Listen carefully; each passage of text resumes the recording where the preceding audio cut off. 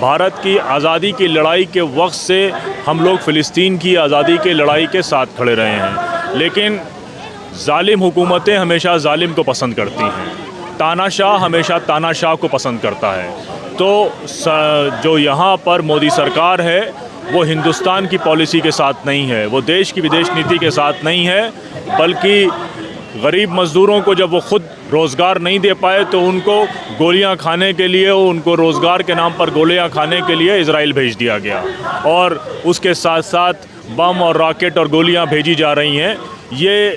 दिखाया जा रहा है कि जालिम जालिम के साथ है और इसीलिए यहाँ की सरकार तमाम प्रोटेस्ट प्रोग्राम्स पर पाबंदी लगा के साबित करना चाहती है कि हम जालिम के साथ हैं। लेकिन हम एक बात का ऐलान लगातार कर रहे हैं कि हम लोग मजलूम के साथ थे, हैं और रहेंगे। नरसंहार के 1 वर्ष पूरे हो चुके हैं गाज़ा में, इसको किस तरह से देख रहे हैं? देखिए, मैं इसको इस तरह से देख रहा हूँ, यहाँ पे बहुत आम आवाम खड़ी है पुलिस के प्रतिरोध और डिटेंशन की धमकियों के बाद।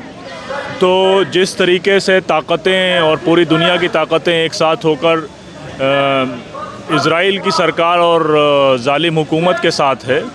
वैसे ही ये नज़र आता है कि पूरी दुनिया की आवाम फ़िलिस्तीनी आवाम के साथ है, उनके दुख में, उनके गुस्से में, उनके गम में उनके साथ खड़ी है और उनके हौसलों को सलाम कर रही है। तो हम सब भी आज फ़िलिस्तीन की आवाम के साथ हैं, उनके मासूम बच्चों को याद करते हुए गमज़दा भी हैं, तकलीफ़ में भी हैं, दुख में भी हैं। लेकिन इन सब के बावजूद 1 साल से जालिमों के सामने जिस तरह से फ़िलिस्तीन की आवाम डट कर खड़ी हुई है, हम उनके हौसले को सलाम करते हुए यहाँ पर उनके साथ यकजहती का ऐलान कर रहे हैं। आज भी गाज़ा में एक मस्जिद पर हमला हुआ है, 26 लोग शहीद हुए हैं उसमें लगातार। देखिए, वो गाज़ा में ये मस्जिद का आज हमला एक मैसेजिंग थी कि आज 1 साल पूरे हो गए, आज और मासूम मारेंगे। आज तक जब 1 साल पूरे हो गए हैं तो जब आप बच्चों की लिस्ट देखेंगे, बूढ़ों की लिस्ट देखेंगे, कैंप की लिस्ट देखेंगे, शरणार्थी शिविरों की जो लिस्ट देखेंगे, स्कूल में रुके हुए लोगों की लिस्ट देखेंगे, तो जो मारे गए लोग हैं उसमें 95% लोग आपको वही नज़र आएंगे जो लोग मासूम थे। तो जिस तरह से जानते बूझते हुए इज़राइल की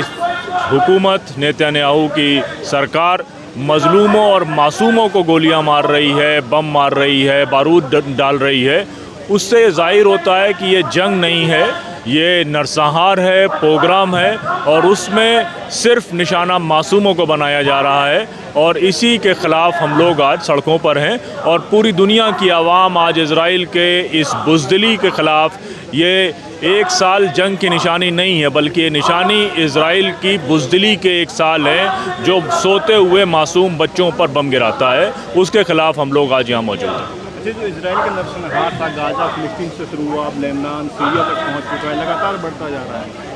वो ये मैसेज अमेरिका के ज़रिए, क्योंकि इज़राइल कोई एक मुल्क नहीं है बल्कि अमेरिका की एक कॉलोनी है, वो एक मैसेज देने की कोशिश कर रहे हैं कि जो हमारे इस जालिमाना हरकत के ख़िलाफ़ कोई भी बात करेगा, आवाज़ उठाएगा, सिर्फ आवाज़ उठाएगा, तो भी हम उसके ख़िलाफ़ हैं। तो वो कभी लेबनान में, कभी यमन में, कभी ईरान में, अलग अलग इलाक़ों में बमबारी कर रहे हैं। लेकिन अफसोस की बात यह है कि जो लोग कुछ कर सकते थे वो बोल भी नहीं रहे, जो बोल सकते थे वो खामोश खड़े हैं। तो इसको देखकर ये लगता है कि पूरी दुनिया की हुकूमतें इज़राइल की हुकूमत के साथ है और पूरी दुनिया की आवाम